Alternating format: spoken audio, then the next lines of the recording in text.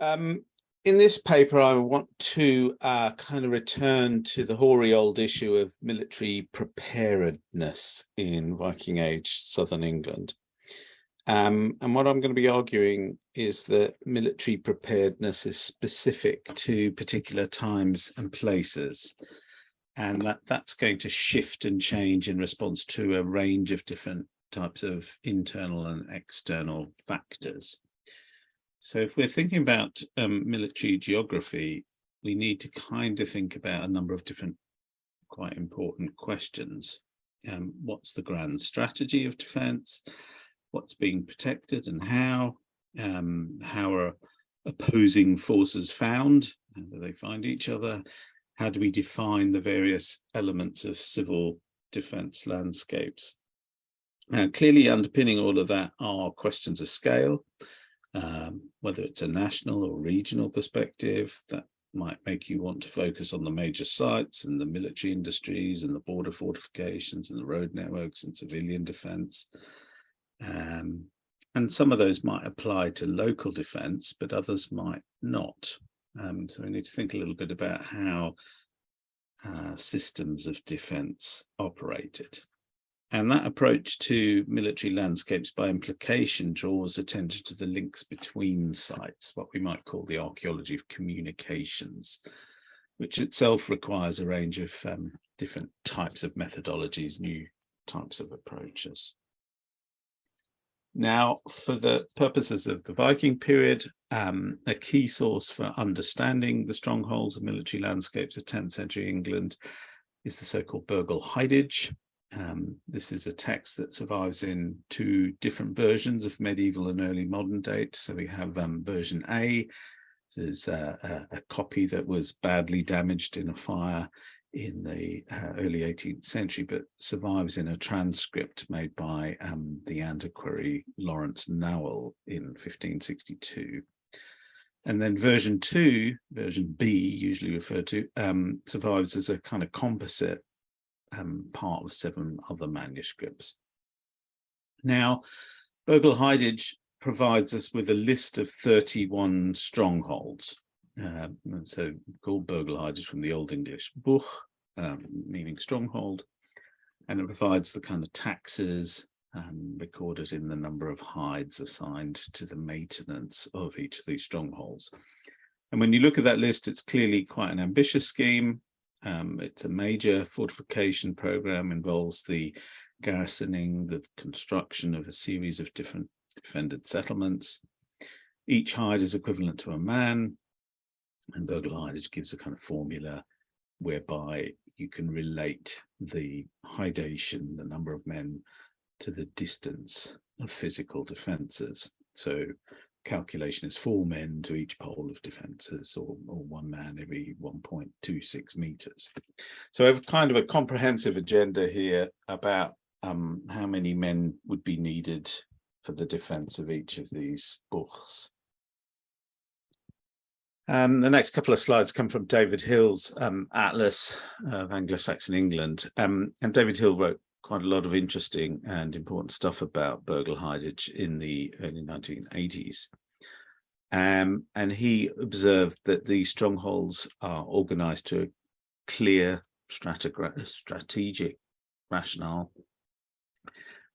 So an important observation is that from that list earlier, you'll have seen that they kind of name the fortifications in a kind of clockwise circuit, like a giant charter boundary clause that starts off in the border of Kent and Sussex and ends up at Southwark. And that kind of gives compelling evidence that it was, designed to a single kind of spatial relationship. It forms a kind of defended ring, if you like, around Wessex. But there's apparently also quite even spacing between each of these individual strongholds, which gives a kind of sense of a clear and unified strategic rationale. So no two burhs famously are more than 40 miles apart. So that would mean anybody pretty much under these circles is no more than 20 miles march from their nearest burh. I mean, perhaps importantly for the sake of the populations of southern England, it would mean that the garrison situated in each of those burhs is never more than a day's ride away to come and help save you when the Vikings come over the hill. You'll also note that many of them are kind of coastal, and they are sited to protect the entrances to navigable waterways, sheltered landing places. If we had the roads on here, you'd be able to see that many also command positions astride the major inland routes and waterways. Archaeologically, we can sometimes relate the 10th century hydation to the size of features on the ground. So here's the example from Winchester, a famous example where the Roman walls are refurbished in the late Anglo-Saxon period. So we know that those were the focus of defence of Winchester, and the Burgle hidage calculation, 2,400 hides using our formula equals 3,300 yards of defences, and the actual length of those Roman walls is 3,317 yards. So there seems to be, pretty good correlation in some regards, at least, between the hidation and the actual size of the defences on the ground. And on the right hand side you can see one of Hill's attempt to fit defensive circuits against their hidations, and there are some outliers, but many also do seem to fit quite well.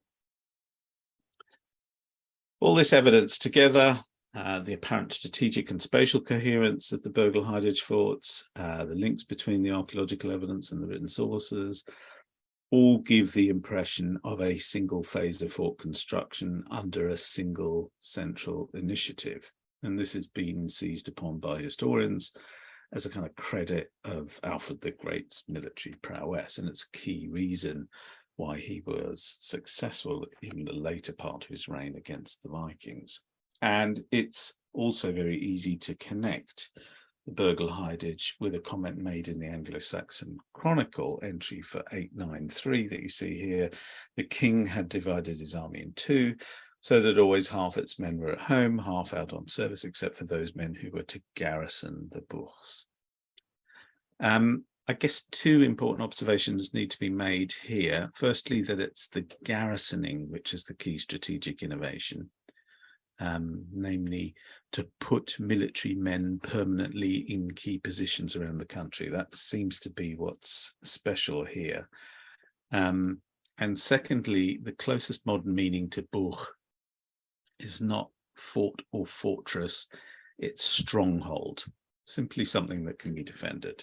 So what we're talking about here is having men ready to fight inside strategically located hard points. That's what's the key military innovation that Anglo-Saxon Chronicle seems to be talking about. So all that by way of introduction.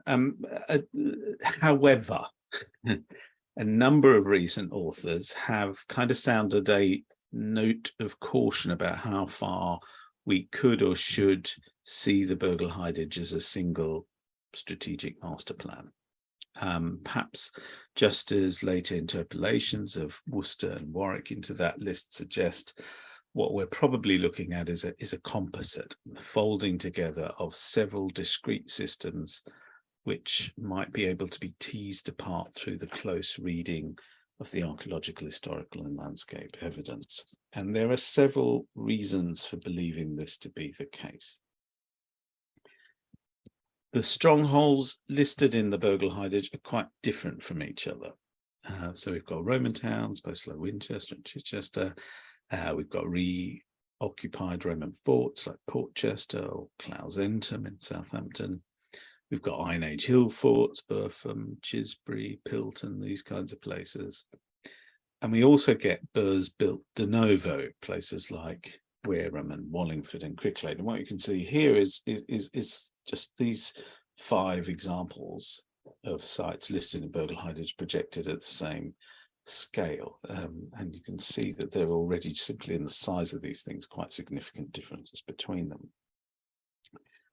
They have these de novo burhs have a very distinctive plan form. It's based on a regular layout of streets, earthen ramparts, large open spaces, the functions of which might be for taking in refugees from the surrounding countryside, or stockading livestock, or mustering troops, all sorts of things.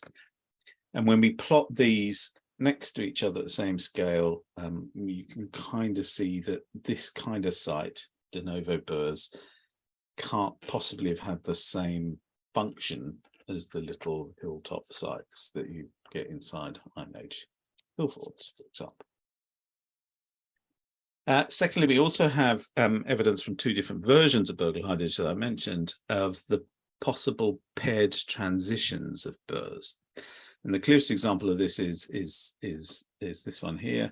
So version A mentions a stronghold in Devon that can be identified as the Iron Age hill fort of Pilton, and version B names it as the de novo burh of nearby Barnstaple. So here it's possible that what we're looking at is something chronological, that in the first instance the stronghold is simply a ready-made defence, an Iron Age hill fort, and that over time the garrison, which the Anglo-Saxon Chronicle tells us has to be located here, when they're not fighting, they're out building a nice, much more commodious, comfortable defensive site down in the valley closer to the water. And if we look at southwest England, we see a lot of these paired transitions. Pretty much all of the ones in the southwest have an Iron Age hilltop antecedent that predates the more planned settlement that's developed afterwards.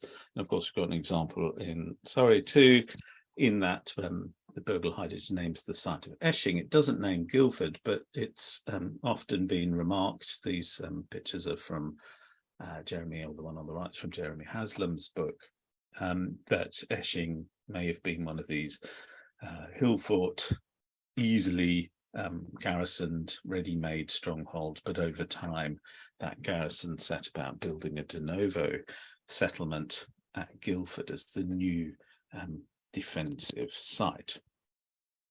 And Grenville Astle stresses that we should see a kind of longer chronology which separates the military and the political from the economic purposes of burhs. And that might be what we're seeing here, where places that start out as little defended hard points, which only later take on or come on to include economic functions, they're not necessarily at the same place. In fact, we're arguing that even the military nature of these strongholds can be divided into phases. If you take away the de novo burhs, you're actually still left with a coherent system. And the military strategy of this form of defence might be regarded as a type of defence in depth, where you have a frontier behind which a whole series of mutually supporting garrisons are situated. So here we have a plot of very similar to the one we saw at the beginning, but without any of those planned defences located. You can see there's still pretty much total coverage of Wessex that's provided by essentially Iron Age hill forts and refortified Roman sites. You can actually see this in action. If we look at North Wessex, we can see that when we look at the Burgle Hidage sites without the de novo burhs, you can see there's quite a nice sequence of strongholds here, all of them overlooking the main vectors of entry into Wessex from the north. So Bath, Roman town, Malmesbury and Iron Age hill fort, Chisbury and Iron Age hill fort, Reading, not mentioned the Burgle Hidage, but we know it's fortified by 870 because Anglo-Saxon Chronicle tells us that the Vikings took up residence within the fortifications there. And those four sites are equally distantly spaced, equidistant, and all kind of command all of the routeways coming into Wessex. So this is kind of classic example, if you like, of defence in depth that doesn't actually need anything other than people sitting in the right places to defend those vectors. Now, what happens when we include the de novo burhs at Cricklade, Oxford, Wallingford? is that these new sites, in a sense, make the earlier, well, I'm calling earlier burhs, obsolete.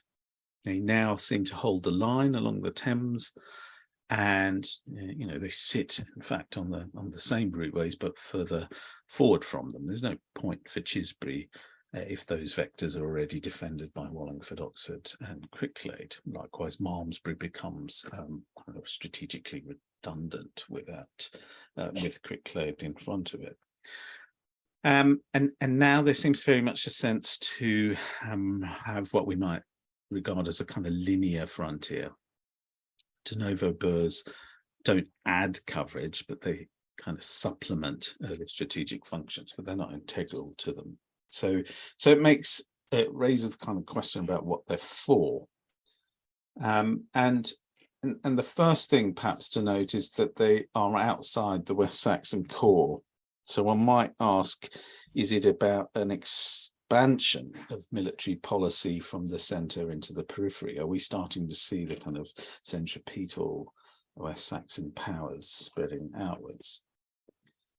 Secondly, they tend to control waterways into Wessex, and they are chronologically at the same time as the so-called Guthrum and Alfred treaty line. This is a treaty line established between King Alfred and King Guthrum, probably in the 890s, as the defensive, or rather the boundary line between their two neighbouring kingdoms. And that linear defensive burhs sit very much behind that treaty line, perhaps creating kind of buffer zone around southern Mercia.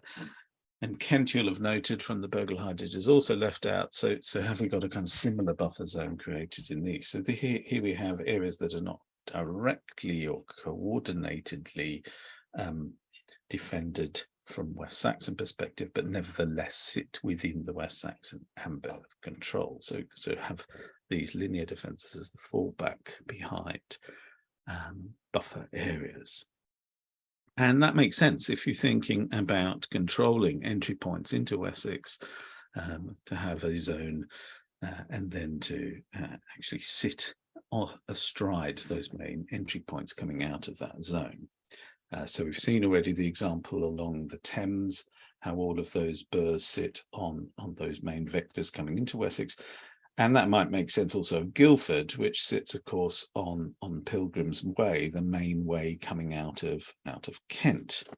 So there's a similar rationale to Guildford as there is for the burhs, the de novo burhs situated on the Thames. You'll note too that one of the principal vectors into Wessex, which is the Thames itself, requires defence. So if we're looking at just this kind of entry point here, if you like, between those two, where those buffer zone lines come together, that's our area of interest.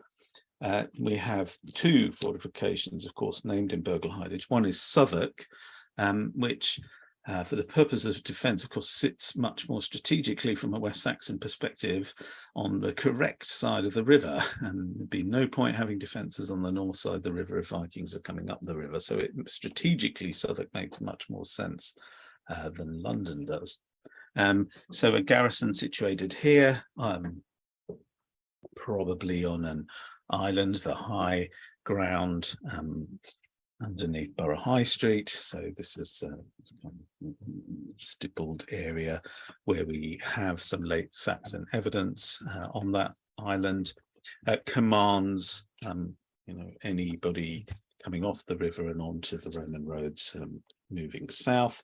So it's very much to block riverine movement, riverine traffic, and its ability to access the land. And the same is true of Sashes. So Sashes is on the largest island in the Thames, just further to the west. Here it is kind of taking the 18th century maps and fitting them into the modern terrain. It's been much engineered in the early 19th century to improve navigation up and down the Thames, but the original course of the river was around the upper loop of that. And Kingswater, perhaps a kind of minor channel So the main route for boats would have been to go the long way around, and any garrison situated on this island could have chucked rocks, fired arrows, whatever, at them as those Vikings tried to sail past. So the whole strategic rationale of this island defensive site is to also to stop riverine movement and its ability to gain access to routeways. Similarly, if we look on the south coast, we've already noted those burhs are situated on those main entry points from the south coast. You look at the list of sites here, and you can see that they're all on the kind of main river entries, but exactly at the point where those rivers meet the main roadways. So they're sitting at these nodal points between water and land. And actually, if we interpolate into that other evidence for the defensive landscape, if we stick into this also the pattern of roads and beacons linking these burhs together, military landscape, if you like, we can identify much more readily some of the strategic communications that existed between these different burhs. And the principal source of evidence for reconstructing those warning systems, those systems of signalling, is to use place names. So we have some place names that are denote lookouts. The Old English word weird, watch, but also tort or lookout. Those are compounded often with settlement or building elements. So weird settle, the watch house, or totan, the lookout building.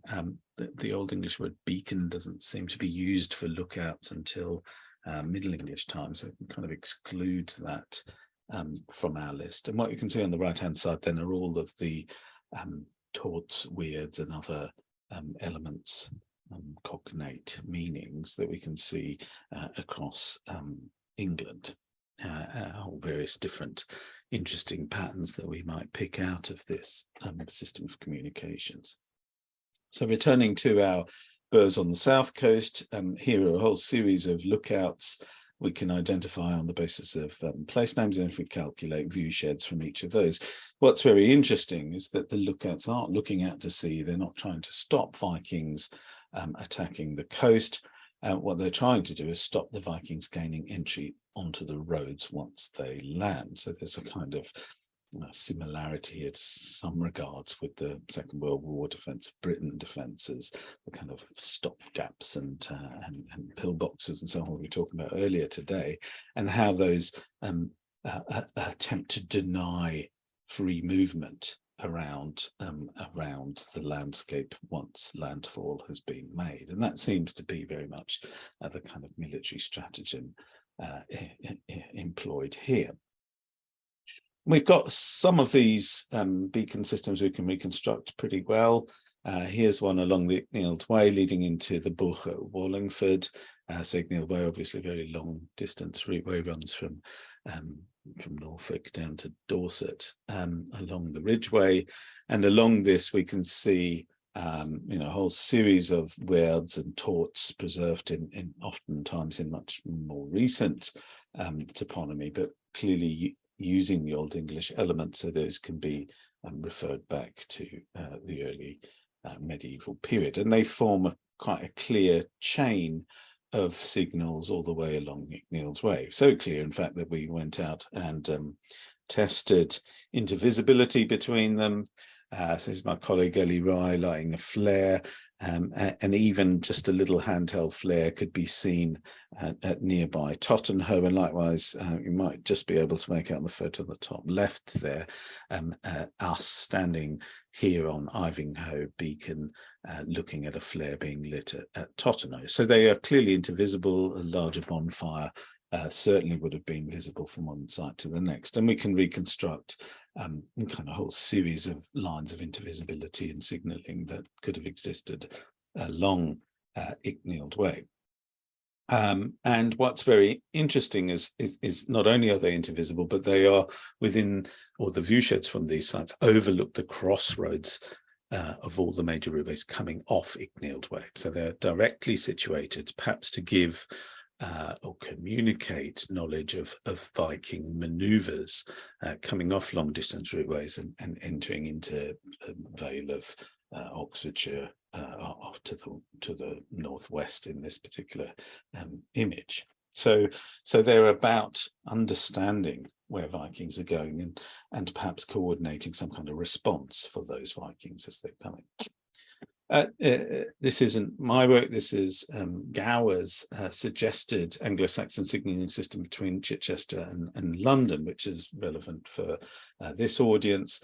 So we have, much like Icknield's Way, a whole series of equidistant beacon sites that we can identify on the basis of place names, stretching all the way from Chichester, from the Buch there, up to Southwark and the emerging town at London Buch on the opposite side of the river. And this almost certainly is operating in much the same way as that Icknield Way system seems to be.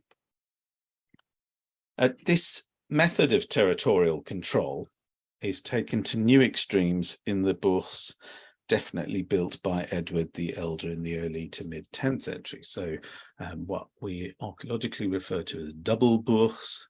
These are Buchs built in two parts across a major river crossing, and they seem to represent a policy which is absolutely about controlling nodal points in the transportation network. They might be regarded in this case as offensive bursts designed to put garrisons into occupied territory, an extension, if you like, of linear defence into those areas that are being conquered by the West Saxons over the course of the first half of the 10th century. So here they are taking the lessons learnt of defence and applying them to offence in occupying and holding those landscapes to the north. So in conclusion, what does this rapid summary of strongholds of 10th century England show us? Well, I think it shows us that not all strongholds have the same military functions. Just looking at the sites listed in the Burgle Hidage, it's clear we have a number of different military strategies that are being reflected. The impression of the Burgle Hidage as a single unified plan is probably a false one, belying a much more complex and longer history of fortification in response to changing external threats and changing frontiers. Indeed, even the assignation of the project of static defences to the reign of Alfred the Great might only be partially accurate. Many of the strongholds were operational long before Alfred's reign. A number of them may more properly belong to the early 10th century and the reign of Edward. It's more correct to see the Burgle Hidage as a snapshot of a rapidly evolving strategic situation, taken at one particular moment in time and probably already anachronistic relatively soon after it was written up. And following on from this point, it's clear that the role of individual strongholds also changes very quickly. If systems of defence and offence are designed with specific military goals in mind, then of course those are going to change very rapidly. But the sites often continue over much longer timescales, so the functions must also change. We can't understand the strategic function of strongholds without understanding all the different elements of the strategic landscape, other fortifications, the infrastructure of roads and bridges, terrain, systems of intelligence and communications. And only really by looking at all of those things in combination can we begin to tease apart what the strategic rationale of individual sites might have been. So we need to get away from our fixation on individual sites and start thinking about landscapes. And a final point, de novo burhs for me don't sit very comfortably with the system of defence in depth, which might accurately be called Alfred the Great's system of civil defence. They seem to me to represent a new form of stronghold, designed militarily to hold a line or to command their territory in the way that some of the other burhs don't. They're locked into a landscape through military roads, through beacons, and of course also through the taxation system that the Burgle Hidage fossilizes. And all these things together might, in some respects, be called the kind of great building of the Anglo-Saxon landscape.